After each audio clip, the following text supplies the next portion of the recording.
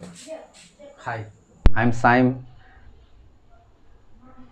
Centre of mass आज जो पढ़ने जा रहे हैं बहुत ही अहम है।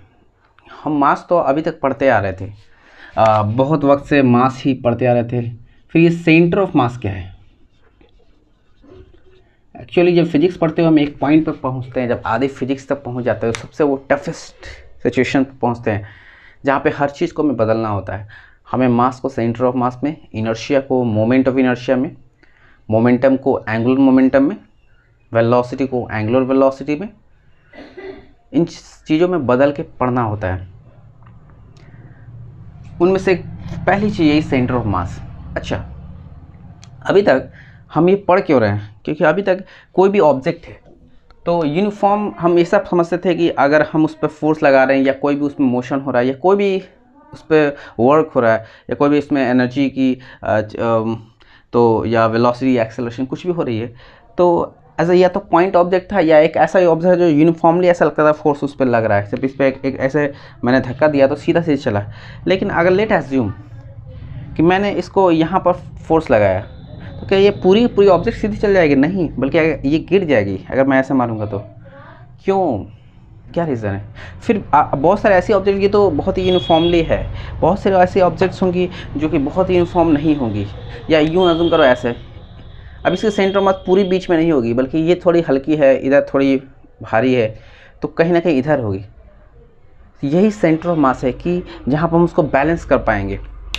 This centre of mass is defined as the product of the total mass and position vector of that center of mass की एक assumption है कि किसी भी ऑब्जेक्ट में एक ऐसा पॉइंट और एक ही ऐसा पॉइंट होता है जहाँ पर उसकी पूरी की पूरी मास कंसंट्रेट होती है, यानी होती है।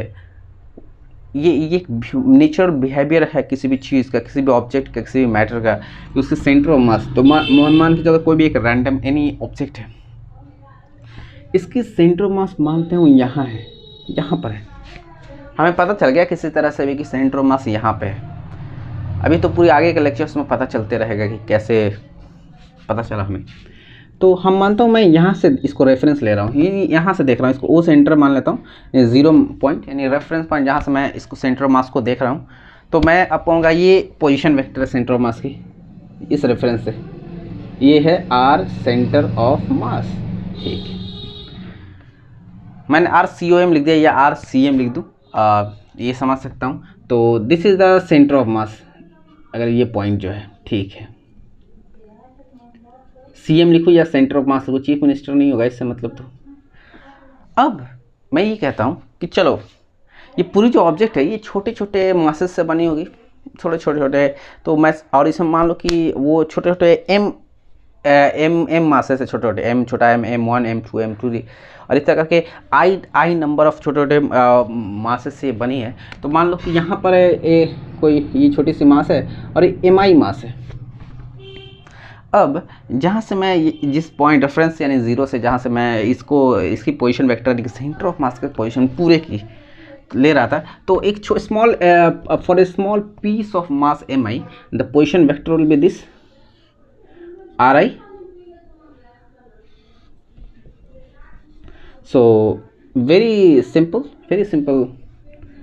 actually it is. I'm not getting a straight line here actually. The board is so sleepy. Yeah, RI. So now come to the definition of the center of mass. We have defined the center of mass कि center of mass ये है कि the sum of all the masses means this is a M total mass पूरी मास, और पूरी की मास को जब गुना कर दूं अगर मैं इस पोजीशन वेक्टर से, यानी कि जहाँ पर वो पूरी की पूरी मास की एक सेंटर है जहाँ पर वो बिहेव करेगी, ये दिस इज़ द पूरी मास वहीं पर कंसंट्रेट है। तो this position vector R centre of mass, this is the centre of mass. Now what this will be equal to, ये ऐसा होगा कि अगर मैं छोटे छोटे इन मासेस का जो पूरे ऑब्जेक्ट जिससे बनी है और उनके पोजीशन वेक्टर्स को सम अप कर दूँ, वो इसके बराबर हो जाएगी। और ये बहुत ही जनरलाइज चीज़ है कि अगर आई पूरी सबमिट कर दूँ, जितनी भी 1 2 3 या 1000 है 500 है, जितनी भी ये मासेस से बनी छोटे छोटे उन मासेस से जिनकी छोटी सी मास एम है और एम और छोटी सी पोजीशन वेक्टर आर है, और जो छोटी सी नहीं बल्कि वो पोजीशन वेक्टर आर है उस मास की, सबको अगर समेशन कर तो ये इसके बराबर होगी। तो this is what we have formula for the centre of mass. अब चलिए, अब हम मास से तो सेंटर ऑफ मास पे स्विच कर गए, थोड़ी सी इस पे हम आगे चलते हैं। अगर ये मास को मैं इधर कर दूँ और आर सेंटर ऑफ मास को डिफरेंशिएट कर दूँ विथ रिस्पेक्ट टू यानी फर्स्ट डेरिवेटिव ले लूँ, अगर विथ रिस्पेक्ट टू एक्स ले लूँ, sorry time, with respect to time ले लूँ, तो टाइम के रिस्पेक्ट में अगर डिस्प्लेसमेंट यानी आर एक पोजीशन है ना, या पोजीशन या डिस्प्लेसमेंट या एक लोकेशन को डिनोट करती है, तो उसको टाइम के रिस्पेक्ट में अगर डिफरेंशिएट करूँगा तो it will be the velocity. It's very clear cut.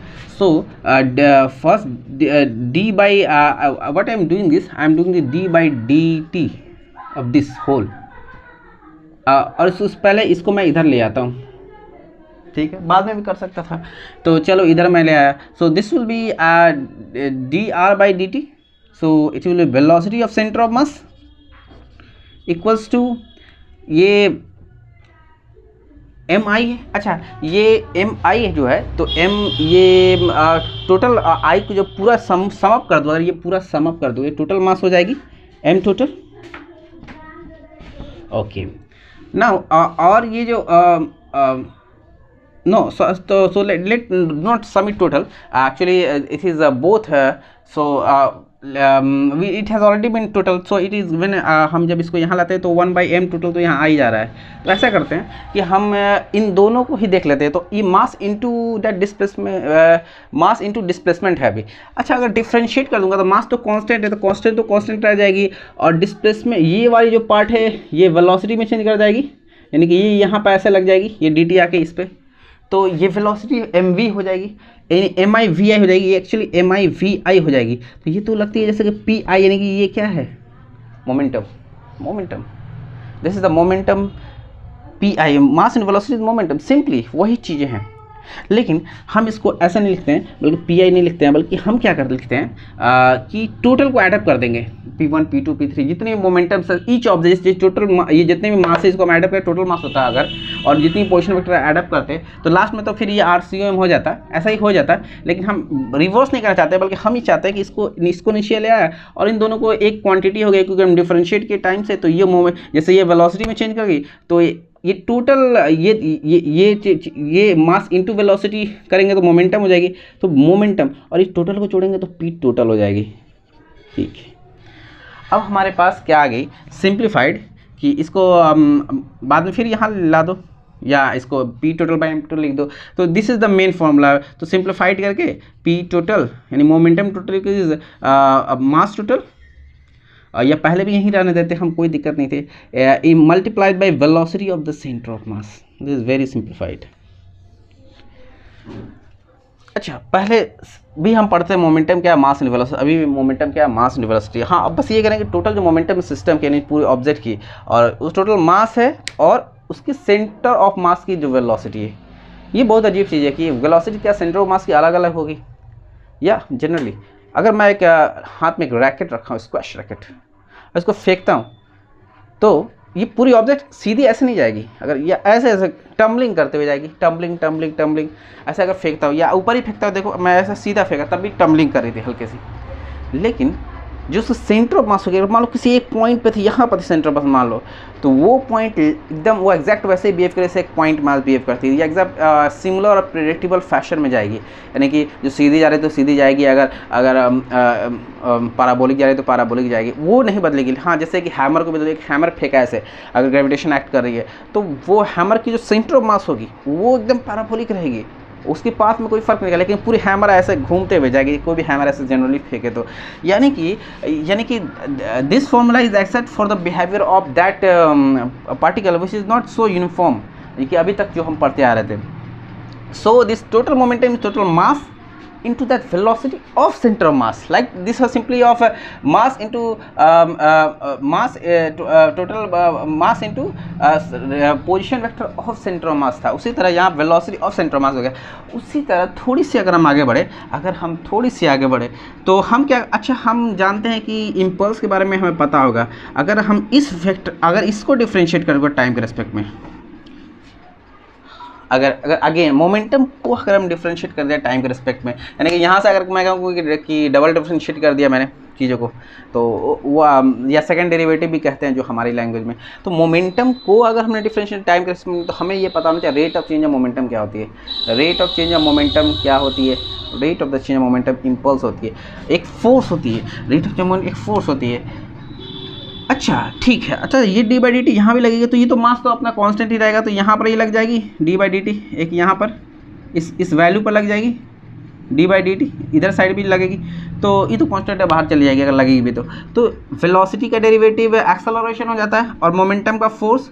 सो ये तो पहले बात तो हो गया कि ये d p by d t and this is the m and m total and this is the acceleration total, no acceleration of the centre of mass. और ये किसके बराबर है? D p by d t force है, total force, total external force, ये external force, ये याद आ रहा है, F equal to m a, force equal to mass into acceleration, simply वही चीज़ है। लेकिन हमने अब कहा कि total force will be total mass multiplied by acceleration of centre of mass. और फिर वही बात हो गई कि ये ऑब्जेक्ट की एक्सेलरेशन नहीं बल्कि उसके ऑब्जेक्ट के सेंटर ऑफ मास, जहाँ पर हम ये जूम करके चलेंगे उसकी टोटल मास क्या है? कंसंट्रेट है, जहाँ पर हम बैलेंस कर सकेंगे। अगर वहाँ उस पॉइंट को हमने चुन लिया, उस पर हमने पकड़ लिया, तो वो बैलेंस हो जाएगी ऑब्जेक्ट। और भी अदर तरीके हैं उसको समझने के या उसको फाइंड आउट करने के सेंटर ऑफ मास के, हम सीधे समझते रहेंगे। तो this is the centre of mass. Now अगर ये तो पूरी फार्मूलाज की लिस्ट हो गई, अगर हम एक इसमें न्यूमेरिकल करें, let do one numerical I think या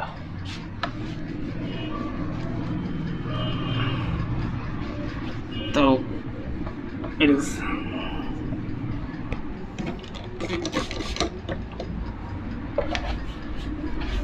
quite hard to rub this।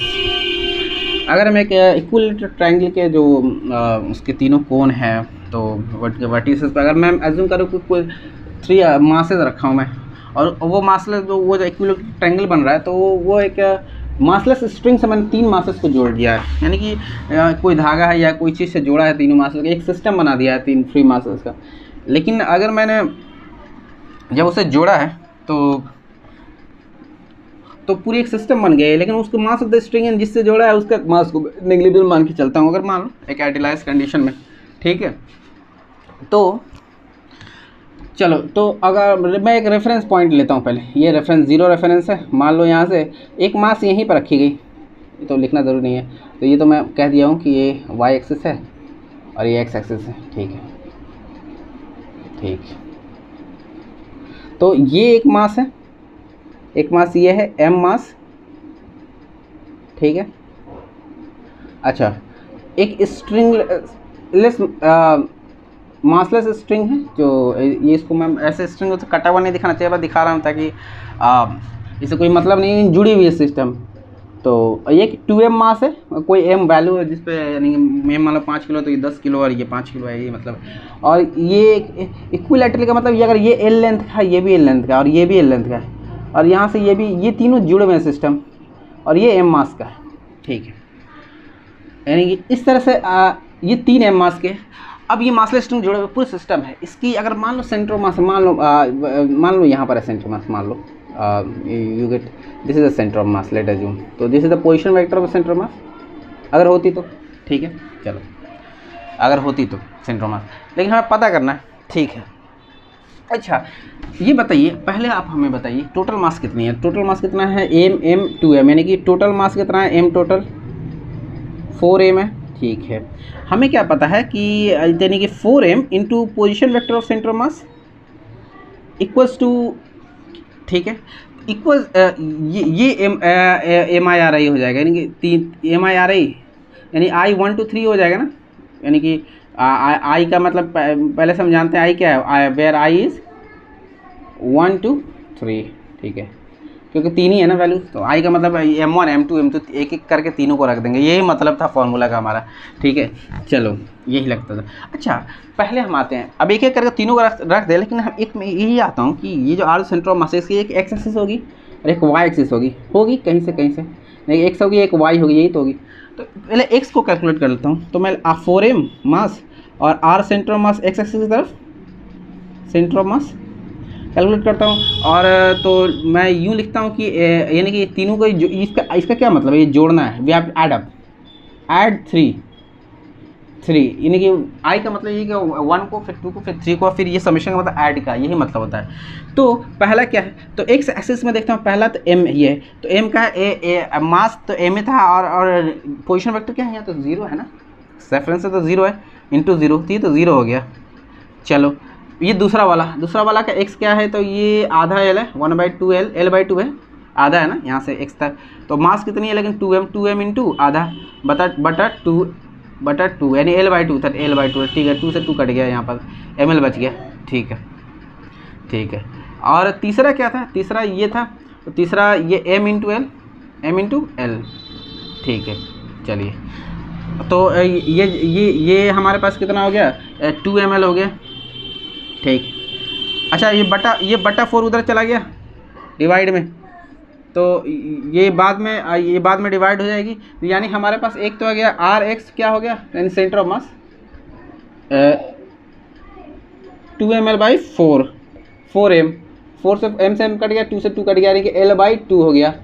ठीक है, एक तो ये हो गया एक्स एक्सिस तरफ, तो ये होगी। उसी तरह वाई एक्सिस तरफ क्या हो जाएगी, तो वाई एक्सिस तरफ हो जाएगी 4m R Y centre of mass equal to summation of this all, तो समेशन वाई की तरफ क्या है, तो वाई की तरफ m वाला वाई, m का वाई भी 0, ये ऊपर 0 है ना, ये तो 0 ही है, तो m इंटू 0, ये तो 0 ही होगी, प्लस ये वाली पॉइंट की यहाँ पर जुड़ रही है, तो ये क्या हो जाएगी, अच्छा ये L है, ये L/2 है, तो ये कितने हो जाएगा, तो ये L² माइनस L/2 हो जाएगी, क्योंकि हाइपोटेन्यूज है, तो L² माइनस L/2 का स्क्वायर हो जाएगी, यानी कि L²/4 हो जाएगी, और फिर अंडर रूट कर देंगे, तो 4 का 4 में 3L यानी कि 3L²/4 हो जाएगी, ये ऐसे होगा, 4 का 4 और 1 घट गई, फिर अब अंडर रूट करूँगा, फिर सबको अंडर रूट में लूँगा, तो √3L/2 हो जाएगी।